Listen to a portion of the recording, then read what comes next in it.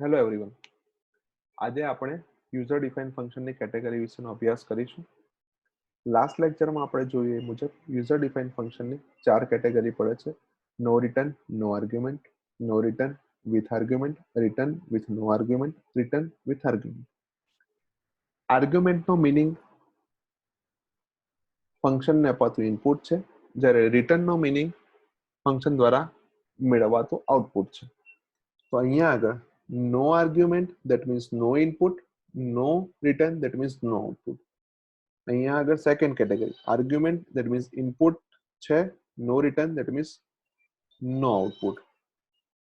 Third category no argument that means no input, return that means output છે. Last category છે argument that means input પણ ખરું, return that means output પણ ખરું.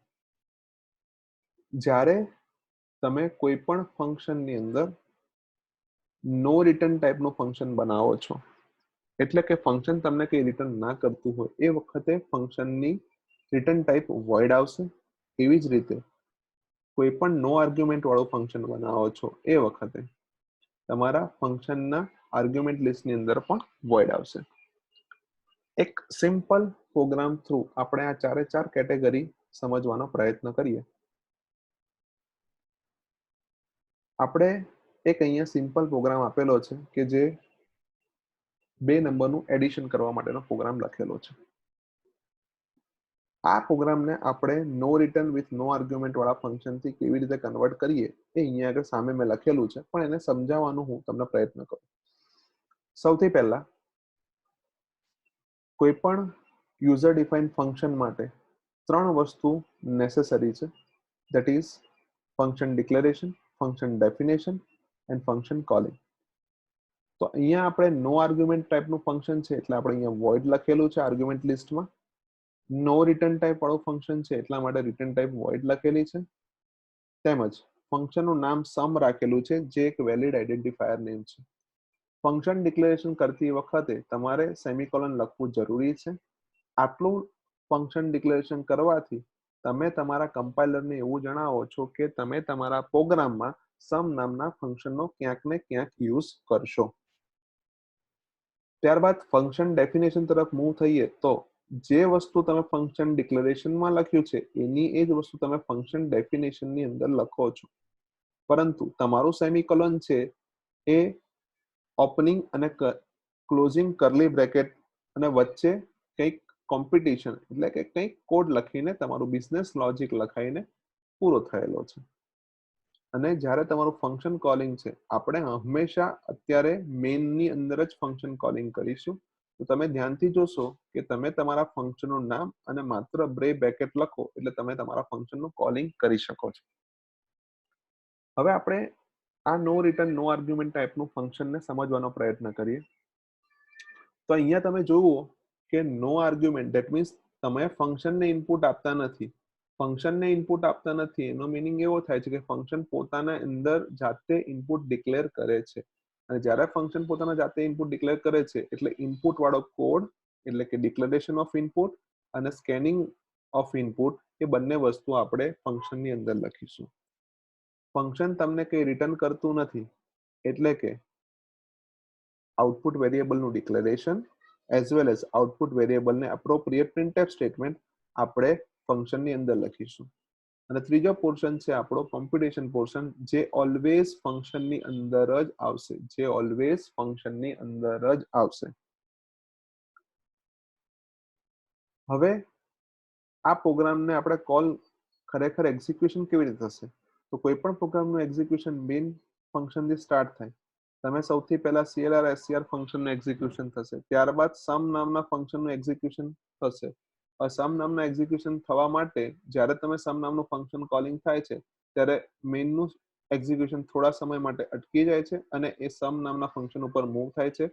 પછી આ આખો કોડ એક્ઝિક્યુટ થશે. એક્ઝિક્યુટ થયા પછી પાછું તમારું કંટ્રોલ તમારા મેઇનની અંદર આવશે અને ત્યારબાદ ગેટ ch ફંક્શનનું એક્ઝિક્યુશન થશે. એ પૂર્ણ થયા બાદ તમારા પ્રોગ્રામ એન્ડ થશે. હવે સેકન્ડ ટાઈપનું ફંક્શન છે કે નો રિટર્ન વિથ આર્ગ્યુમેન્ટ. તો હવે તમે ધ્યાન આપો કે નો રિટર્ન છે એટલે તમારી રિટર્ન ટાઈપ વોઇડ છે. ફંક્શનનું નામ તો આપણે સમનું સમ જ રાખીશું, જે એક વેલિડ આઈડેન્ટિફાયર છે.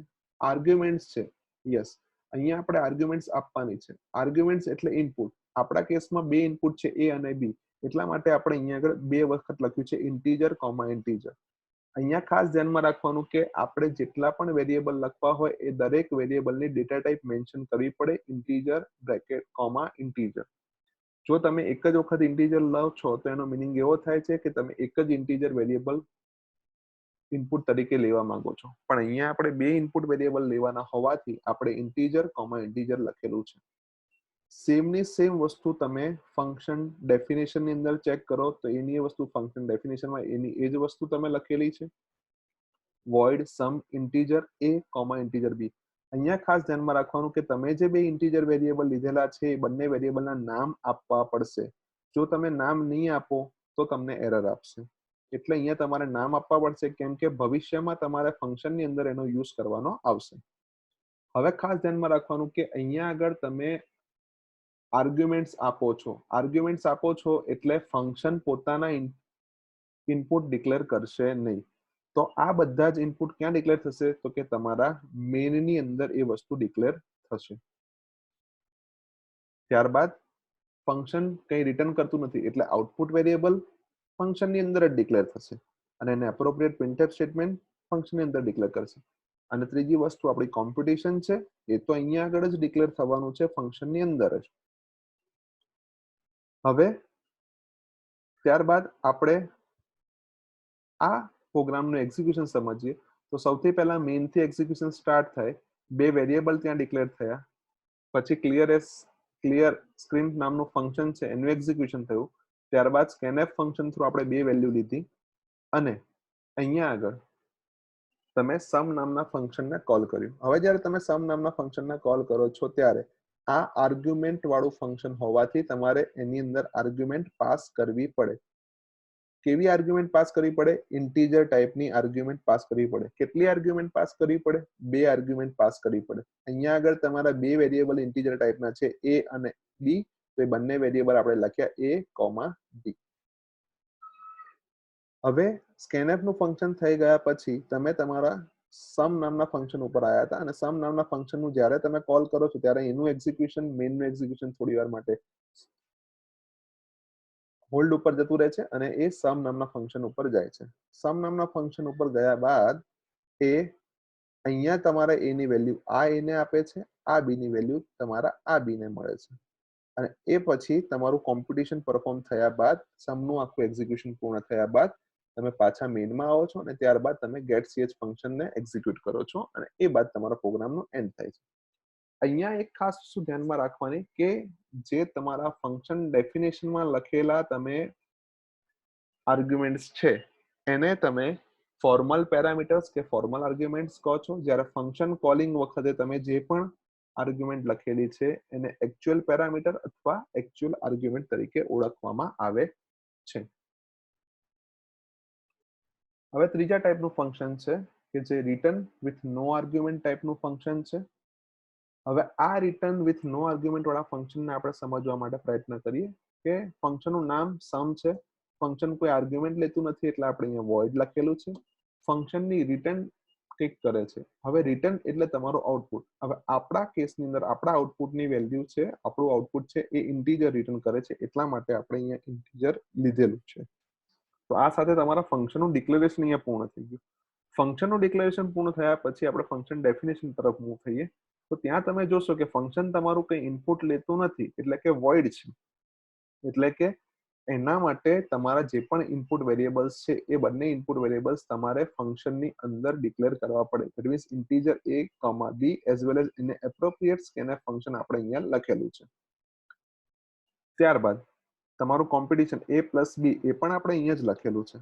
હવે ફંક્શન તમારું કંઈક વેલ્યુ તમને રિટર્ન કરે છે એટલે તમે આઉટપુટ વેરિયેબલ ફંક્શનની અંદર ડિક્લેર કર્યા નથી. તો આઉટપુટ વેરિયેબલ તમે મેઇનની અંદર ડિક્લેર કરેલા છે અને એને એપ્રોપ્રિએટ પ્રિન્ટએફ સ્ટેટમેન્ટ પણ મેઇનની અંદર જ લખ્યું છે. બીજી ખાસ વસ્તુ ધ્યાનમાં રાખવાની કે જ્યારે તમે કોઈ પણ રિટર્ન ટાઈપ વાળું ફંક્શન લખો છો એ વખતે એનું છેલ્લું સ્ટેટમેન્ટ રિટર્ન હોવું જોઈએ. તો અહીંયા તમે જોશો તો રિટર્ન તમારું છેલ્લું સ્ટેટમેન્ટ છે. આ રિટર્ન શું કરશે કે તમારા a પ્લસ b નું જે પણ એડિશન હશે એ રિટર્ન કરશે અને એ તમારા મેઇન ફંક્શનની અંદર પાછું તમને મળશે. તો એ મેઇન ફંક્શનની અંદર પાછું મેળવવા માટે આપણે કોઈ એક વેરિયેબલ લેવો પડે જેની અંદર એ વસ્તુ સ્ટોર થાય. એટલે જે અહીંયા a પ્લસ b નો એડિશન છે એ તમારા અહીંયા એડ નામના વેરિયેબલમાં આવીને સ્ટોર થશે. જે એડ નામનો વેરિયેબલ તમારો આઉટપુટ વેરિયેબલ છે. અને જ્યારે તમે એને પ્રિન્ટ કરશો તો અહીંયાથી જે પણ a અને પ્લસ b ની વેલ્યુ છે એડિશન થયેલી એ વેલ્યુ તમને અહીંયા આગળ આવીને મળશે અને એ આઉટપુટ તરીકે ડિસ્પ્લે થશે. લાસ્ટ છે આપણું રિટર્ન વિથ આર્ગ્યુમેન્ટ, કે જેની અંદર આપણે ઇનપુટ પણ આપવાના છે. એટલા માટે અહીંયા ધ્યાનથી જોજો. સમ બે ઇનપુટ આપવાના છે, integer comma integer. Return type તમારી છે ધેટ મીન્સ અહીંયા આગળ એક ઇન્ટીજર. ધેટ મીન્સ આ ફંક્શન જે છે એની અંદર તમારા ઇનપુટ કે આઉટપુટ તમારા બંનેમાંથી એક પણ વસ્તુ તમારા ફંક્શનની અંદર ડિક્લેર કરવાનું આવશે નહીં. એ બધી જ વસ્તુ તમે મેઇનમાં ડિક્લેર કરશો. બરાબર છે. તો ઇનપુટ એના રિલેટેડ scanf, આઉટપુટ એના રિલેટેડ printf. માત્ર ને માત્ર કોમ્પિટિશન તમારા ફંક્શનની અંદર લખાયેલું છે. Return a plus b. જે પણ વસ્તુ તમે અહીંયાથી રિટર્ન કરો છો એ વસ્તુ અહીંયા એડ નામના વેરિયેબલમાં આવીને સ્ટોર થશે. તમારું ફંક્શન કોલિંગ તમે ધ્યાનથી જોશો તો તમે શું કરો છો, સમ a કોમા b, એટલે કે તમે આર્ગ્યુમેન્ટ પાસ કરો છો. બંને આર્ગ્યુમેન્ટ ઇન્ટીજર ટાઈપની છે. આ આર્ગ્યુમેન્ટને તમે એક્ચ્યુઅલ આર્ગ્યુમેન્ટ કહો છો, આ આર્ગ્યુમેન્ટને તમે ફોર્મલ આર્ગ્યુમેન્ટ કહો છો. જે પણ વેલ્યુ જ્યારે પણ રિટર્ન ટાઈપ વાળી તમે સ્ટોરેજ કરેલી હોય ત્યારે તમારા કોલિંગની અંદર આગળ ઇક્વલ ટુ કરીને વેલ્યુ લખવી પડશે, જેથી કરીને તમે તમારા જે પણ વેલ્યુ તમારું ફંક્શન રિટર્ન કરશે તમે એ વેરિયેબલમાં સ્ટોર કરી શકો. એટલા માટે તમારે એ વેરિયેબલ ઇઝ ઇક્વલ્સ ટુ તમારું ફંક્શન કોલિંગ લખવું પડશે. આનું એક્ઝિક્યુશન તમે શાંતિથી ધ્યાનથી જોશો તો સૌથી પહેલા ઇન્ટીજર વેરિયેબલ ડિક્લેરેશન થશે, ઇનપુટ વેરિયેબલ્સ, ત્યારબાદ આઉટપુટ વેરિયેબલ ડિક્લેર થશે, ત્યારબાદ ક્લિયર સ્ક્રીન ફંક્શન પોતાનું કામ કરશે, ત્યારબાદ scanf ફંક્શન પોતાનું કામ કરશે, ત્યારબાદ સમ નામનું ફંક્શન કોલ થશે. એટલે તમારા મેઇનનું એક્ઝિક્યુશન થોડી વાર સ્ટોપ થઈ જશે. એ સ્ટોપ થયા બાદ એ અહીંયા સમ નામના ફંક્શન ઉપર જમ્પ થશે. ત્યાં આગળ a પ્લસ b ની જે પણ વેલ્યુ હશે, એડિશન હશે, એ એડિશન થયેલો વેલ્યુ અહીંયા તમને પાછી મળશે. એ પાછી વેલ્યુ તમે એડ નામના ફંક્શનમાં સ્ટોર કરશો, એડ નામના વેરિયેબલમાં સ્ટોર કરશો અને ત્યારબાદ printf ફંક્શન થ્રુ તમે એડ નામના વેરિયેબલને પ્રિન્ટ કરાવડાવશો.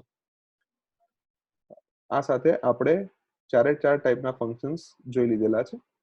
Thank you.